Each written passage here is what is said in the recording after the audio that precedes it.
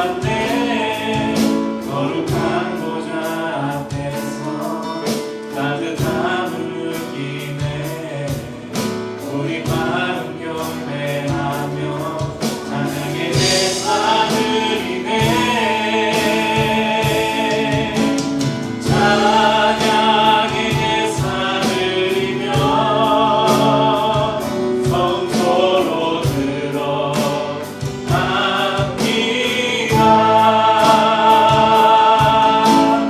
찬양의 제사 드리며 성소로 들어갑니다.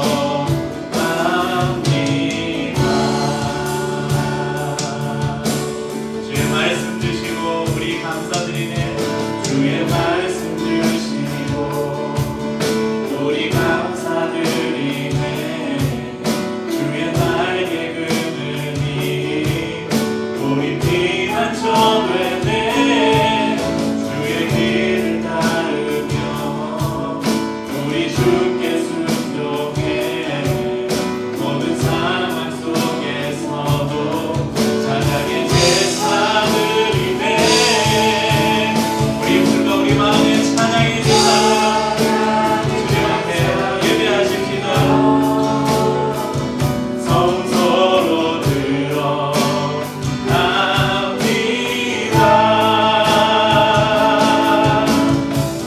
찬양의 제사 드리며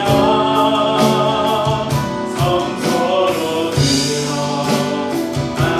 들어갑니다. 우리 모두 주님께 감사의 제사를 드리세. 우리 모두 주님께 기쁨의 제사들. 우리 모두 주님께 감사와 기쁨으로 제사 드립니다. 우리 모두 주님께 감사의 제사를 드리세. 우리 모두 주님께 기쁨의 제사 드리네.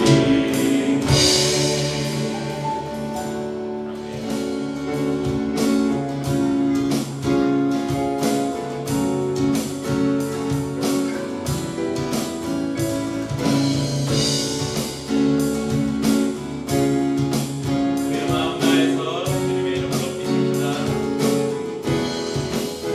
내 마음 다해 주 이름 찬양해. 주 사랑 기뻐 말로나 못하네. 주 앞서가며 일을 만드시네. 오직 내 알마 언니 주 찬양. 내 맘에 힘이 되신 주 영원한 빛이 되신 주. 내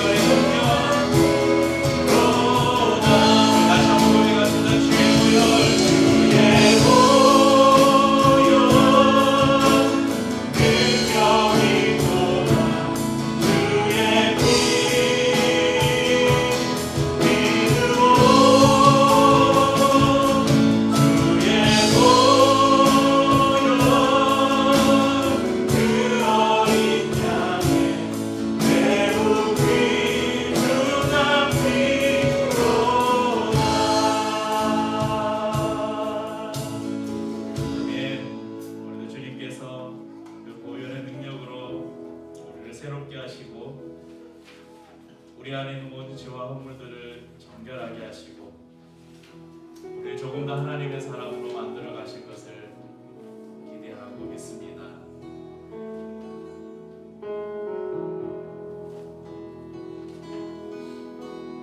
나의 마음은 정금과 같이 정결케 하소서. 나의 마음은 정금과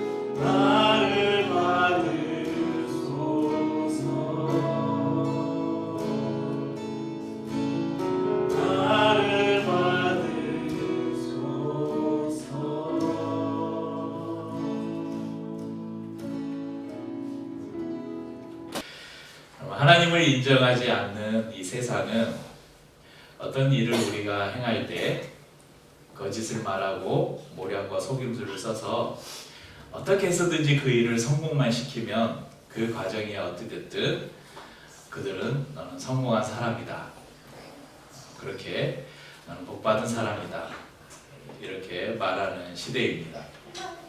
그러나 예수님께서는 성도들이 세상적인 가치 기준을 따라 사는 것을 허락하지 않으십니다.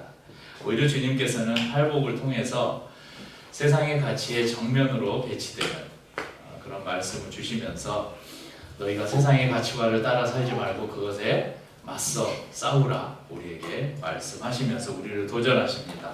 오늘은 팔복의 6번째 말씀, 마음이 청결한 자가 받을 복에 대해서 나누겠습니다. 채빈아, 그 벽 보지 말고 목사님 보래 의자 보면서 채빈아 고마워. 오늘 말씀이 말하는 마음이 청결한 자가 어떤 사람일까, 어떤 의미일까? 일반적인 의미로 마음이 청결하다 하면 중심이 깨끗하다, 양심이 순수하다, 정신이 온유하고 순결하다, 마음에 거짓이 없다, 가식이 없다 그런 의미입니다. 마음을 표현하는 영어 단어는 2가지가 있는데요. 이렇게 보시면 보통 우리가 마인드 컨트롤 이렇게 하잖아요. 이 마인드라는 마음의 표현은 보세요.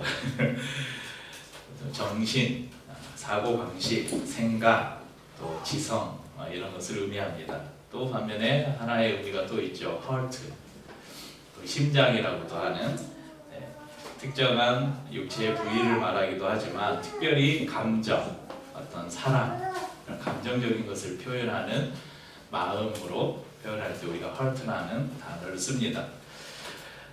보통 그래서 마인드는 지성, heart는 마음으로 번역할 수 있는데 이 2가지가 서로 완전히 분리되어 있는 것이다 이렇게 또 말할 수는 없을 것입니다. 마음이란 말은 지성에서 나오는 의지와 감정을 가리킵니다. 그래서 우리가 지성, 우리의 머릿속으로 뭔가를 계속 생각하고 몰두하게 되면 그것은 우리의 의지에 영향을 주게 됩니다. 그리고 그 의지는 우리의 감정에도 영향을 미치게 됩니다. 그래서 잠언 4장 23절에 보면 무릇 지킬 만한 것 중에 더욱 내 마음을 지키라. 왜냐하면 그 마음에서 생명의 근원이 이에서 나면 우리의 모든 삶의 모든 것들이 결국은 우리의 마음에서부터 시작된다는 것입니다. 그러면서 예수님께서 말씀하시는 6번째 복, 이 마음이 청결한 자. 제가 제 성경에는 이렇게 오른쪽에 NIV 영어 성경 번역이 있는데 NIV로 번역된 영어 성경은 이렇게 기록되어 있습니다. 한번 읽어보세요. 제가 발음이 안 좋으니까. Blessed are the pure in heart, for they will see the God. Pure in heart. 깨끗한, 순수한 pure. LG pure care. pure 정수기. 깨끗한, 순수한 이런 마음이다. 그래서 NIV를 이렇게 번역하고 있습니다. 그런데 이 의미에서 이 heart는 감정적인 의미보다는 오히려 지성으로서의 마음으로 해석하는 게 더 정확할지 모르겠습니다. 그래서 의지를 제어하고 감정의 반응들을 제어하는 지성, 그것이 바로 청결한 마음 이렇게 이야기할 수 있을 것입니다. 그래서 주일 예배는 말할 것도 없고 매일매일 저희 교회는 일주일에 한 번만 모이지만 일반적인 교회들처럼 매일매일 새벽 예배를 다니고 수요 예배, 금요 예배 모든 예배를 참여하고 성경 구절들을 달달 외우고 일요일만 성경 필사를 몇 번씩 하고 한다고 하더라도 마음이 청결하지 않으면 그 사람은 하나님의 기준에 도달하지 못한 것이라는 사실을 기억해야 합니다. 그러니까 우리의 외형적인 종교 행위가 성도의 삶의 기준이 아니라 그 마음의 중심, 곧 우리 마음의 청결함이 성도의 삶의 기준이 되어야 합니다. 이런 모습은 다윗과 사울의 그 모습에서 이렇게 대비되어서 잘 보여주는데요. 그럼 사울이 어떤 사람이었습니까? 사울을 보면 이 굉장히 외모도 출중하고 당시 사람들로부터 저 사람 정도면 우리의 왕으로 세우기 충분하다 그렇게 인정받는 사람이었어요. 그런데 사울이 하나님께 불순종함으로 곧 그의 마음이 하나님 앞에서 청결하지 못함으로 그는 하나님께 버림받는 결과를 낳습니다. 그래서 사무엘상 15장 11절에 보면 내가 사울을 왕으로 세운 것을 후회하노니 그가 돌이켜서 나를 따르지 아니하며 내 명령을 행하지 아니하였음이라 하신지라. 사무엘이 근심하여 온 밤을 여호와께 부르짖니라. 그가 돌이켜서 나를 따르지 아니했다. 그의 마음이 청결하지 못했다. 이렇게 볼 수 있습니다. 반면 다윗은 어떻습니까? 그는 집안에서 말제, 별로 인정받지 못하는, 그러니까 우리 말제 어디 있나? 우리 하진이, 또 제이 어디 갔지? 화장실 갔구나. 말제 얼마나 집에서 귀여움 받아요. 그런데 이 당시 우리나라도 옛날 조선시대만 가도 말제 하면 천덕꾸러기였잖아요. 유대 사회는 더했어요. 우리나라보다 오히려 한국의 유교 문화보다 더 가부장적이었고, 장자가 거의 모든 집안의 그 권한을 다 가지고 있었던 그런 문화 속에서 막둥이, 그것도 8번째 아들, 천덕꾸러기. 그냥 그래서 너는 들에 가서 양이나 치고 있어. 그런데 이 다윗을 하나님께서 택하셔서 사울의 뒤를 잇는 왕으로 세우셨잖아요. 왜 하나님께서 그 다윗을, 말제인 다윗을 택하셨는가? 성경이 우리에게 분명히 가르쳐 줍니다. 사무엘상 16장 7절에 보면 사람은 외모를 보거니와 나 여호와는 중심을 보느니라. 이 중심이 바로 마음입니다. 마음이 청결 안에서 이 청결을 뜻하는 헬라어 그리스어 이 카타리조는, 이 카타리조라는 동사에서 이 카타로스라는 단어, 이 청결이 파생이 됐는데, 이 단어의 뜻은 더러움과 죄악을 씻는다, 이런 의미를 가지고 있습니다. 그래서 본문에 기록된 이 카타로스라는 청결함, 이 단어가 사용되는 경우가 있는데, 첫째는 그럼 곡식을, 이제 예전에 저도 어릴 때 제가 여기 흉터가 크게 있잖아요, 얼굴에. 이 흉터가 예전에는 그 벼를 이렇게 타작을 하면 벼에는 겨가 있잖아요. 겨. 쌀알이 들어있지 않은 껍데기. 그런 것들은 못 쓰잖아요. 그러니까 날려버려야 돼요. 그래서 우리 선풍기 있죠. 선풍기 같은데 쇠로 돼가지고 날이 커요. 한 요따만한 선풍기를 이렇게 손으로 돌려서 바람을 일으켜서 그 앞에서 이렇게 하면 겨는 날아가고 알곡은 밑에 이렇게 쌓이죠. 이제 저희 어머니가 이걸 돌리고 있는데 제가 3살 때 엄마한테 간다고 막 가다가 그 날에 그래가지고 동네, 하도 시골에 살아서 경험도 없어서 동네 돌팔이 의사한테 꼬매가지고 흉터가 이렇게 크게 나간다고 그런 사연이 있습니다. 근데 옛날에 이렇게 키질을 하잖아요. 키질을 하면 껍데기는 다 밖으로 날아가고 알곡은 안으로 이렇게 모이잖아요. 그럴 때 껍데기가 다 겨가 다 날아가고 알곡들만 딱 모여 있을 때 이것을 카타로스라고 했습니다. 또 군사적인 용어로 이 단어가 사용될 때는요, 용기 없고 비겁하고 불만이 많고 무능력한 군인들을 다 하나씩 다 제거하고 정말 정예병만 딱 선발해서 그 정예 부대를 만들었을 때 그 부대를 카타로스라고 이야기합니다. 마치 이 기드온의 300용사처럼 아주 선발된 병력, 그 사람들을 카타로스라고 표현을 합니다. 또 여러분, 이 카타로스에서 이렇게 파생된 여러분들이 잘 아는 단어가 하나 있어요. 카타르시스. 카타르시스라는 말을 아시나요? 슬픈 영화를 보고 막 눈물을 펑펑 흘리고 나면 마음이 막 개운해지잖아요.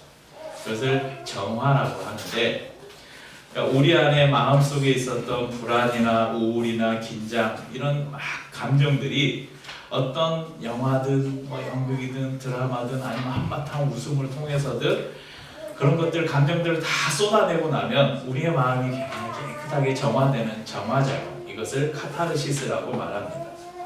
이것이 바로 카타로스에서 파생된 단어입니다. 그러므로 오늘 예수님의 말씀은 그 헌신과 동기에 겨 같은, 쭉정이 같은, 아무것도 섞이지 않은 알곡만을 가진, 순수한 마음만을 가진 사람이 복이 있다, 이렇게 말씀하십니다. 청결한 마음에서 나오는 순수한 동기를 가진 사람이 복이 있다, 이렇게 말씀하시는 것입니다. 마태복음의 다른 곳에서도 이 마음의 중요성에 대해서 말씀합니다. 마태복음 6장 19절에 보면요, 여러분 성경을 한 장만 더 넘기면 6장 19절 이하에 보면 예수님께서 보물을 땅에 쌓아두지 말라, 너희는 보물을 하늘에 쌓아라. 땅에 쌓아두는 보물은 벌레가 와서 먹어버리고 그러니까 너희는 보물을 하늘에 쌓으라 말씀하시면서 21절에 이런 말씀하셔요. 내 보물이 있는 그곳에는 내 마음도 있느니라. 그러니까 우리의 가장 소중한 것을 어디에 두는가에 우리의 마음이 따라간다는 것입니다. 우리의 물질과 우리의 시간과 우리의 힘을 어디에 두고서 어디에 사용하는가가 곧 우리의 마음의 중심이 어디로 향하고 있는가를 나타낸다는 것입니다. 마태복음 15장 8절에는 이 백성이 입술로는 나를 공경하되 마음은 내게서 멀도다 이렇게 말씀하셨습니다. 우리가 입으로는 얼마든지 주여 주여 하면서 기도할 수 있습니다. 나의 생명을 드리니 주 영광 위하여 사용하옵소서. 우리가 이렇게 멋지게 헌신의 노래는 부를 수 있습니다. 그렇지만 우리의 마음은 전혀 그렇지 않으면서 얼마든지 그런 노래는 따라 부를 수 있다는 것입니다. 이런 삶과 마음이 다른 사람을 청결한 마음을 가진 사람이라고 할 수 없을 것입니다. 예수님께서 이 마음을 얼마나 중요하게 생각하시는지 여러분 몇 절만 더 5장에서 몇 절만 더 넘어가면 너무나 잘 표현해주고 있습니다. 5장 21절 또 5장 27절에 보면 예수님은 너희가 마음속으로 여기에 보면 형제를 아가라 하고 미련한 자라 하는 사람이라 이렇게 하는데 너희가 형제를 미워하는 마음을 품은 사람 그 사람은 이미 살인한 자다 그렇게 선언하고 있어요. 그러니까 이 우리의 마음이 얼마나 중요한지를 말씀하는 거예요. 마음속에 누군가를 향해서 미워하는 마음을 가진 사람 그거 이미 살인한 것이라고 선언해요. 다른 이성을 보면서 음욕을 품는 사람 아무 행동을 하지 않았더라도 마음속에 이미 그 마음을 품은 사람 가늠했다라고 선언하고 있어요. 그러니까 예수님께서 이 마음이 얼마나 중요한 것, 마음을 다스리고 마음을 청결하게 하는 것이 얼마나 중요한지를 말씀합니다. 왜냐하면 우리의 마음의 그 생각은 우리의 마음으로 품는 것이 우리의 의지와 행동의 시작이 되기 때문에 그렇습니다. 그렇다면 어떻게 우리의 마음을 청결하게 할 수 있을까? 여러분 우리의 마음을 어떻게 깨끗하게 할 수 있을까? 첫 번째 단계는요. 할 수 없다는 것을 인정해야 돼요. 우리의 마음을 깨끗하게 하는 것을 나 스스로는 할 수 없다는 것을 인정해야 합니다. 잠언 20장 9절에는 이렇게 말씀합니다. 내가 내 마음을 정하게 하였다. 내 죄를 깨끗하게 하였다 할 자가 누구냐? 내가 스스로 내 마음을 정하게 깨끗하게 할 수 있는 자가 누구냐? 내 죄를 깨끗하게 했다 할 수 있는 자가 누구냐? 아무도 없다고 말합니다. 인간은 결코 스스로 깨끗해질 능력이 없습니다. 그래서 하나님께서 우리에게 한 가지 방법을 주셨잖아요. 사도행전 15장 9절에 보면 믿음으로 그들의 마음을 깨끗이 하사 그들이라 우리라 차별하지 아니하셨느냐. 무엇으로 마음을 깨끗하게 하셨다고요? 믿음으로. 우리의 능력이나 행위로는 마음을 깨끗하게 할 수 없지만 믿음은 우리의 마음을 깨끗하게 할 수 있습니다. 믿지 않는 사람들뿐만 아니라 예수를 믿는 사람들, 하나님을 믿는다고 하는 사람들, 교회를 다니는 신앙인들 가운데서도 종종 자신의 힘으로 뭔가를 이룰 수 있다고 스스로를 속이는 사람들이 있습니다. 한때 한국교회를 휩쓸었던 이런 긍정의 힘 같은 그런 어리석은 생각들. 우리가 긍정적인 생각을 가지면 내가 좀 더 나은 사람이 될 수 있을 것이라 생각하는 사람들이 우리 그리스도인들 가운데도 있다는 것입니다. 선한 일을 많이 하고 종교적 열심을 가지면 내가 좀 깨끗한 사람이 될 것이라 착각을 합니다. 하지만 인간의 어떤 노력으로도 우리의 죄의 손톱만큼도 깨끗하게 할 수 없다는 것을 기억하시고 인정하셔야 합니다. 마음의 청결은 하나님 나는 홀로 깨끗해질 수 없습니다. 그것을 인정하는 것부터 시작됩니다. 자, 할 수 없다는 것을 내가 할 수 없다는 것을 인정했다면 두 번째는 무엇을 해야 합니까? 예수 그리스도를 의지해야 합니다. 예수 그리스도의 보혈만큼 우리를 정결하게 할 수 있는 능력이 어디에 있습니까? 그래서 우리가 조금 전에 찬송 가운데 계속해서 제가 후렴을 일부러 여러 번 반복을 했어요. 주의 보혈 능력이 크다. 주의 피 믿고 주의 보혈 그 어린 양의 매우 귀중한 피로다. 2절 가사에 보면 이런 가사가 있죠. 육체의 적용을 이길 힘은 보혈의 능력 주의 보혈. 정결한 마음을 얻게 하니 참 놀라운 능력이로다. 정결한 마음을 무엇으로 얻는다고요? 주님의 보혈로. 주를 의지하고 나아가는 성도는 자신의 삶에서 다른 모든 것을 제거할 수 있는 능력을 얻습니다. 주님으로부터 오는 힘으로 세상의 죄를 멀리하고 세상과 타협하지 않으며 세상의 유혹에 굴복하지 않는 사람들, 이런 사람들이 바로 마음이 청결한 사람이라고 인정받을 수 있습니다. 이런 성도들을 향해서 나는 아무것도 할 수 없습니다. 나는 홀로 깨끗해질 수 없습니다. 그것을 인정하면서 내가 깨끗해지고 내가 온전해질 수 있는 방법은 예수 그리스도의 보혈밖에 없습니다. 그렇게 인정하고 사는 사람들, 그런 사람들을 향해서 카타로스라고 부르는 것입니다. 마음이 청결한 사람들에게 우리 예수님께서는 무슨 복을 약속하셨습니까? 저희가 하나님을 볼 것이니요. 볼 것이다.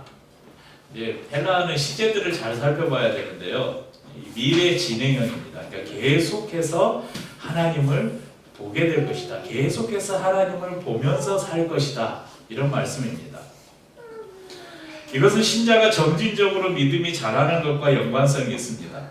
여러분, 우리가 예수를 믿고 하나님 앞에 우리가 구원받는 것은 순간적으로 일어나는 사건입니다. 그러니까 구원의 사건은 순간적으로 한순간에 일어나는 사건이에요. 그런데 우리가 그리스도를 닮고 그분의 모습으로 형상으로 변화해 가는 것은 여러분 하루아침에 이루어지는 게 아니에요.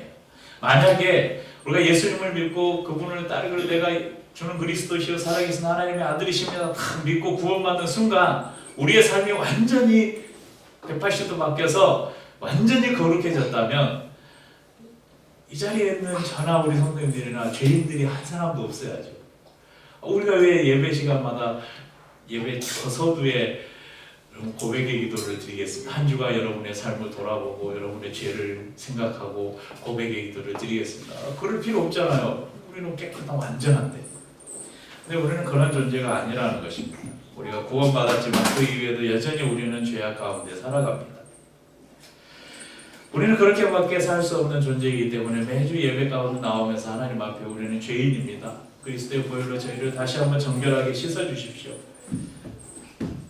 그러니까 원죄와 자범죄를 우리가 구분해야 되긴 하지만 이렇게 믿음이 조금씩 점진적으로 자라가서 우리가 예수 그리스도의 형상을 닮아가는 것, 이것을 신학적인 용어로는 성화라고 부릅니다. 그렇게 우리의 마음이 조금씩 예수 그리스도를 닮아서 청결해져 가는 것입니다. 그렇게 청결해져 가는 사람들은 하나님을 보는 복을 받습니다. 여러분, 본래 하나님을 본 사람이 없다고 성경이 말합니다. 요한복음 1장 18절에는 예수님의 오심을 이렇게 기록하면서 본래 하나님을 본 사람이 없으되 아버지 품속에 있는 독생하신 하나님이 나타내셨느니라 이렇게 말씀하고 있습니다. 이사야서 6장 5절에 보면 이사야 선지자가 이런 고백을 합니다. 보시겠습니까? 그때 내가 말하되 화로다 나여 망하게 되었도다. 나는 입술이 부정한 사람이요 나는 입술이 부정한 백성 중에 거주하면서 만군의 여호와이신 왕을 되었음이로다 하였더라. 여러분, 이게 환상 가운데 지금 하나님을 본 거예요. 환상 가운데 하나님을 봤는데 그 하나님을 보는 순간 이사야가 뭐라고 고백하면 야, 이건 망하게 됐다. 이제 나는 죽게 되었다. 내가 죄악 중에 거하면서 거룩하신 하나님을 내가 보고 그러니까 구약 시대 때는요 하나님을 보면 죽는 줄 알았어요. 다. 그런데 하나님을 보고도 죽지 않았다. 그것은 얼마나 인간으로서는 가장 영광스러운 일이었습니다. 그래서 시내산에서 하나님께서 모세를 시내산에 부르셔서 그에게 법궤를 주시냐 십계명을 주시고 산에서 내려올 때 모세 얼굴에서 광채가 나가지고 그 광채를 수건으로 가렸잖아요. 하나님을 보고도 산 거예요. 얼마나 영광스러운 일입니까?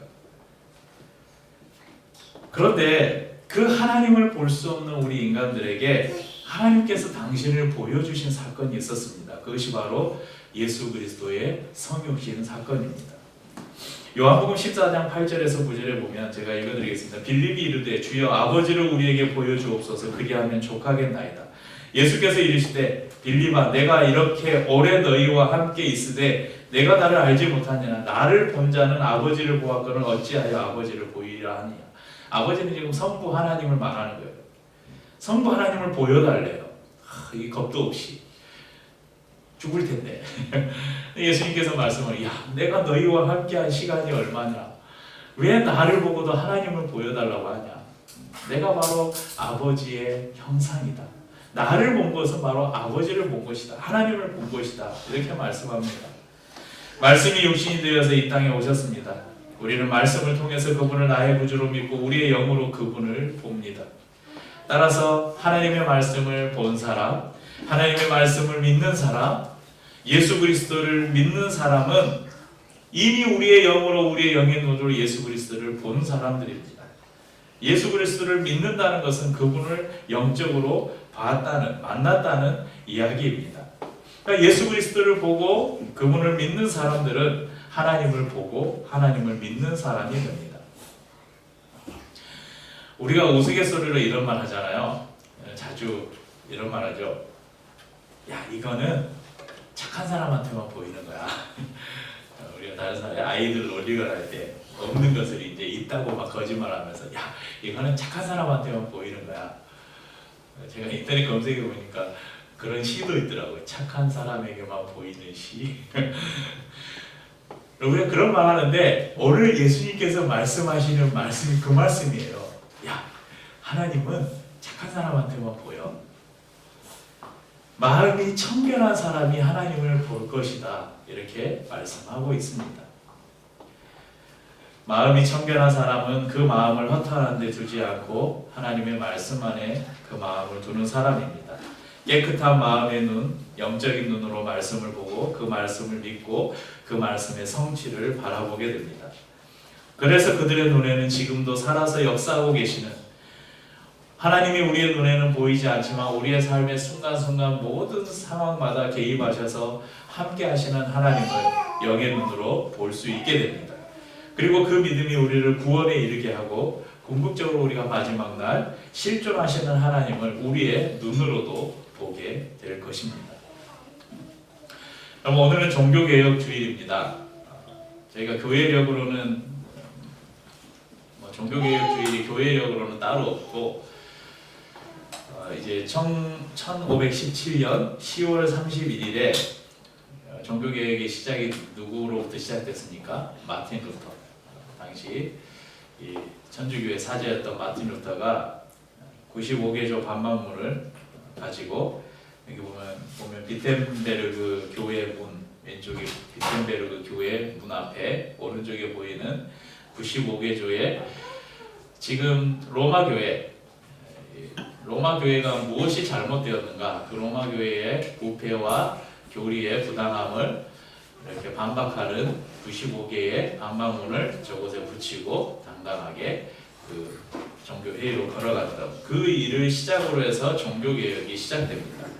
그래서 그날 10월 31일을 기념해서 개혁교회는 매년 10월 마지막 주일을 종교개혁 기념주일로 이렇게 기념하고 있습니다. 여러분 종교개혁은 새로운 것을 만드는 게 아니에요. 그래서 종교개혁을 영어로는 리포메이션이라고 해요. 리폼. 우리가 뭐 옷이나 이런 거 다시 수선해서 만드는데 리폼한다 그러잖아요.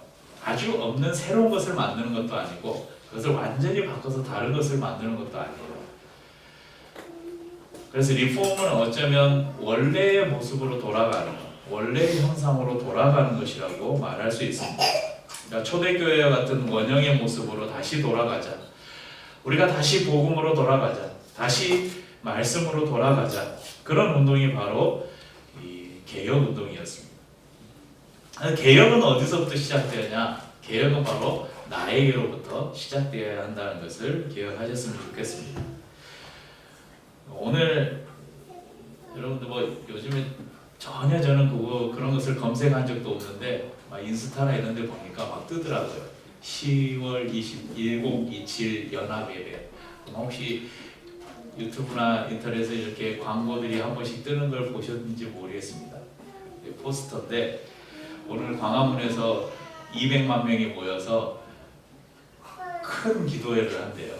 그래서 저희는 교단에 속해 있지는 않지만 제가 속해 있는 합동교단부터 시작해서 합동, 통합, 합리교단, 뭐 우리나라의 유수한 교단들, 선교단체들, 심지어는 저 정광훈의 태극기 부대까지 이렇게 함께 하자고 제안을 했다고는 하는데 뭐 함께 하는지는 모르겠습니다. 그러면서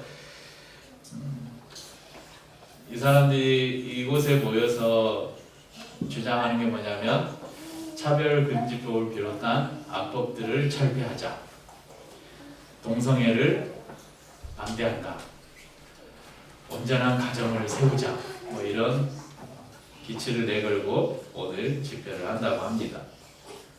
이 일들 때문에 교회 안에서 엄청 이제 관심이 없는, 저도 별 관심을 두지 않았어요. 근데 이제 페이북에 이렇게 제 패친들이 대부분 목사님들이고 하니까 글들이 올라오잖아요. 보면 찬반이 나눠서 막 교회 안에서도 막 문제, 저기를 왜 가냐, 아 그래도 총회가 결정했는데 가야 된다, 막 그런 막 싸움이 나고 막 그런 경우도 있어요. 그런데 여기 포스터를 지워버렸어요.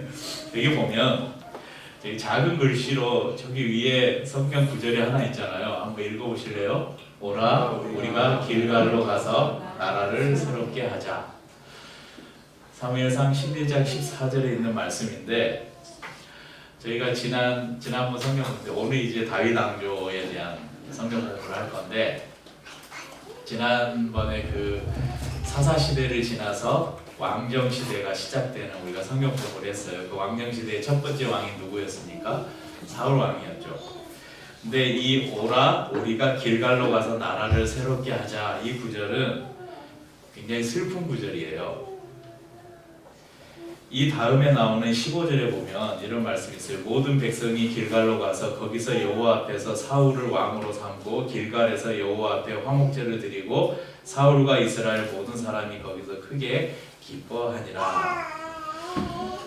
이렇게 해서 성경 구절만 보면 뭔가 잔치가 벌어진 것 같잖아요. 그런데 사무엘상 8장 7절로 좀 거슬러 올라가면 여호와께서 사무엘에게 이르시되 백성이 내게 한 말을 다 들으라. 이는 그들이 너를 버림이 아니요 나를 버려 자기들의 왕이 되지 못하게 함이니라. 이 말씀이 뭐냐면 이스라엘 백성들이 우리에게도 왕을 달라, 우리에게도 저 옆에 나라들처럼 우리를 다스릴 왕을 달라, 이렇게 사무엘에게 요구하는 거예요. 그러니까 당시에는 하나님께서 내가 너희의 왕이다, 그리고 사무엘 선지자들을 세워서 하나님의 말씀을 대언하게 하셨죠. 그러니까 이스라엘 백성들이 너를 원망하면서 왕을 달라고 하는 것은 사무엘 너를 버린 것이 아니라 나를 버린 것이다. 내가 그들의 왕이었는데 이스라엘 백성들이 이제는 나를 왕으로 여기지 않는다. 이제 나 말고 다른 왕을 달라고 한다. 그렇게 말씀하시는 장면입니다. 그래서 길갈에 모여서 나라를 새롭게 한 사건은 그들이 왕이신 하나님을 버리고 인간 왕인 사울 왕을 세우는 그런 사건이었어요. 그래서 애국과도 같은 왕정 시대가, 우리가 성경 공부하면서 왕정 시대를 대표하는 게 뭐야? 피라미드 체제 많이 들었잖아요. 이때부터 이스라엘의 피라미드 체제가 시작되는 거예요. 왕이 있고 신하가 있고 그 밑에 백성들이 있는. 그 전에는 하나님이 왕이시고 모든 이스라엘 백성들은 하나님 앞에서 공평한 존재였거든요. 그러니까 이 길갈에서 나라를 새롭게 하는 것은 여호와 하나님이 이스라엘의 왕이신 그 나라에서 인간 왕이 다스리는 이스라엘로 전환하는, 나라가 전환하는 그런 이야기입니다. 또 100대 기도 제목이라고 그 홈페이지를 한번 들어가 봤어요. 100대 기도 제목이라고 이렇게 기도문이 있어요. 여러 가지 기도가 있는데, 여러분 우리가 수많은 사람들이 모여서 마치 미스바 대각성 집회처럼 우리가 모여서 하나님 앞에 어떤 기도회를 한다면 무슨 기도를 해야 됩니까? 무슨 기도를 해야 될까요? 하나님, 저희가 죄인입니다. 하나님, 교회가 부패했습니다. 하나님, 우리가 잘못했습니다. 이렇게 해야 되잖아요. 100대 기도 제목 100가지 중에 교회 내부의 문제를 지적하고 회개하는 기도문은 94번 기도문 딱 하나예요. 다른 것들은 다 나라가 어떻고 가정이 어떻고 이 시대에 뭐 무슨 제도가 어떻고 그런 것들입니다. 여러분 한국 교회가 이렇게 무너진 것은 동성애 때문이 아니에요. 다음에 뭐 다룰 기회가 있으면 다루겠지만 여러분 예전에 우리 저기 강화도의 목양교회 가서 찾아가는 예배 드릴 때 우리 목양교회 박준교 목사님이 아주 막 피를 토하면서 동성애는 죄입니다 막 이게 들으셨잖아요. 그럼 동성애는 죄예요. 그러면 동성애자는 어떻게 할 거예요? 여러분 살인은 죄입니까 아닙니까? 살인자는 어떻게 해야 돼요? 죽일 놈이에요? 구원받아야 될 사람이잖아. 그러니까 이렇게 접근하면 문제가 쉬워요. 여러분 차별금지법, 여러분 이게 이미 폐기됐어요. 국회에 올라갔다가 이미 폐기된 법안입니다. 물론 이런 법안 때문에 여러 가지 문제들도 있고 그런데 여러분 너무 두려워하지 않으면 좋겠어요. 차별금지법 때문에 이제 교회에서 뭐 신앙을 강조할 수 없고 이제 뭐 그런 거 우리가 정말 이 한국 교회에는 지금 필요한 거는 약간 순교자적인 믿음이 필요한 것 같아요. 야 예수 믿으면 잡혀가고 목사가 교회에서 예수 믿으십시오 이렇게 막 다른 사람에게 강요했다고 막 구속되고 오히려 그런 시대가 와야 될 것 같아요. 그래야 진짜 백기 그리스도인들이 남을 거 아니에요. 아무튼 이 시대에 정말 우리가 이 종교개혁 주일에 오늘도 이 말씀 우리가 나눈 이 말씀과 연결해서 우리가 정말 돌아봐야 될 게 무엇일까? 세상을 향해서 왜 세상은 그러냐? 왜 이 사회는 이런 법을 만드느냐? 왜 너희들은 그렇게 사느냐? 이렇게 지금 외쳐야 될 때가 아니에요. 왜 목회자들이 이렇게 타락했는가? 왜 총회장이 불륜의 현장에서 잡혔는데 그 사람을 치리하지 못하는가? 왜 그 사람을 감싸줘야만 되는가? 왜 총회 헌법에는 세습이 불법이라고 분명하게 정해놨는데 왜 세습한 교회를 봐줘야 되는가? 왜 성도들은 교회 안에서의 삶과 세상에서의 삶이 전혀 다른 삶을 사는데 왜 교회에서는 그들을 향해서 지적하지 않는가? 성도가 늘고 재정이 늘고 교회 건물이 크게 세워지면 저 교회는 부흥했다. 하나님이 축복한 교회다. 왜 이렇게 인정하는 교회가 돼야 되는가?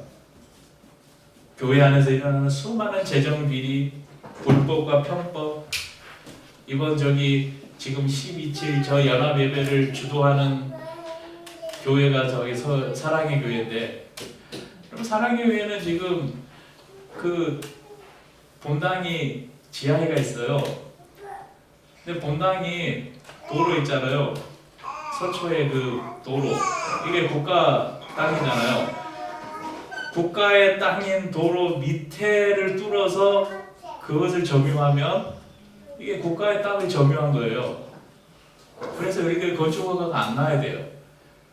그런데 그 교회에 다 구청장님부터 시작해서 아마 국회의원들 많이 다니니까 다 편법으로 이걸 허가를 해준 거예요. 나중에 법원에서 이게 불법이라고 판결이 났어요. 그런데 이거 벌금 내고 계속 쓰고 있는 거예요. 원상복구 하라는데 안 하고. 여러분 이러는데 이런 사람들이 모여가지고 나라를 새롭게 하자고요? 이게 말이 안 되잖아요. 아무튼 그냥 여러분들은 좀 관심 끄고 우리 종교개혁주일에 종교개혁의 모토가 있어요. 개혁된 교회는 계속 개혁되어야 한다. 여러분 종교개혁으로 우리가 한번 개혁을 했으니까 이제 새롭게 됐다. 끝이 아니라는 거예요. 계속해서 개혁해 나가지 않으면, 이 개혁이라는 것은 아까 말씀드렸죠. 여러분 없는 것을 뒤집어서 새로운 것을 만드는 것은 개혁이라고 말하지 않고 뭐라고 말해요? 혁명이라고 말해요. 쿠데타죠, 쿠데타. 그런데 개혁이라는 것은요, 그렇게 우리가 정상적으로 가다 보면 이렇게 새끼로 자꾸 세잖아요. 그러면 새끼로 가다 우리 잘못 갔네? 다시 원래 길로 돌아가자. 이렇게 계속해서 원래의 길로 돌아가는 것이 바로 개혁입니다. 이걸 리폼이라고 해요. 우리가 살아가다 보면 우리가 예수를 믿고 살아가는데 우리의 모습을 돌아보면 내가 지금 제대로 살고 있나? 정말 내가 예수님의 말씀대로 살고 있나? 우리의 삶이 의심스러울 때가 있잖아요. 그러면 다시 그래, 내가 원래 예수님께서 나를 부르셨던 그때의 믿음으로 그때 그 길로 내가 다시 돌아가야지. 이것이 개혁이에요. 우리 교회가 제대로 가고 있나? 정말 우리 교회가 하나님이 기뻐하시는 교회로 제대로 가고 있나? 우리가 걸어가다가 이건 아닌 것 같아. 그럴 때는 과감하게 우리가 잘못 가고 있는 길에서 돌이켜서 다시 원래의 길로 들어오는 것. 이것이 바로 개혁입니다. 그 개혁은 외부에서 하는 게 아니라 우리에게서, 나에게서 시작되는 것입니다. 기도는 광장에 모여서 하는 것이 아니라 골방에 들어가서 하는 것이 기도입니다. 오늘 우리가 종교개혁주의를 따로 지키지는 않지만 이 개혁교회를 시작됐던 그때 이 루터가 이 죽을 것을 알고 그렇게 한 거예요. 당시가 어떤 시대였습니까? 거의 종교가 정치 위에 있던 시대예요. 교황이 왕 위에 있던, 교황이 왕을 임명하던 시대예요. 그 시대에 일개 사제가 그 로마 교회를 향해서 교황을 향해서 이런 반박문을 걸었다는 것은 목숨을 내고, 그래서 루터가 이 반박문을 걸고 그 당당하게 나가면서 그가 만들었던 찬송이 있어요. 내 주는 강한 성이요 방패와, 이게 루터가 만든 찬송이에요. 이 찬송을 부르면서 종교회의를 당당하게 걸어 들어갔습니다. 오늘도 그 마음을 우리가 생각하면서 오직 믿음, 오직 은혜, 오직 성경으로 돌아가기를 소망하기를 바라고, 또 우리가 말씀을 통해서 나눈 것처럼 우리 마음속에 늘 정결한 마음을 품고 우리의 삶에서 예수 그리스도를 바라봄으로 그분을 통해서 하나님을 바라보고 그 하나님께서 우리의 삶에 얼마나 신실하게 일하시고 역사하는지를 늘 우리의 눈으로 목도할 수 있는 그런 축복받는 성도들이 될 수 있기를 주님 이름으로 축복합니다. 말씀 생각하면서 함께 주님 이런 삶, 이런 복을 우리에게 주십시오. 같이 찬양하고 마치겠습니다.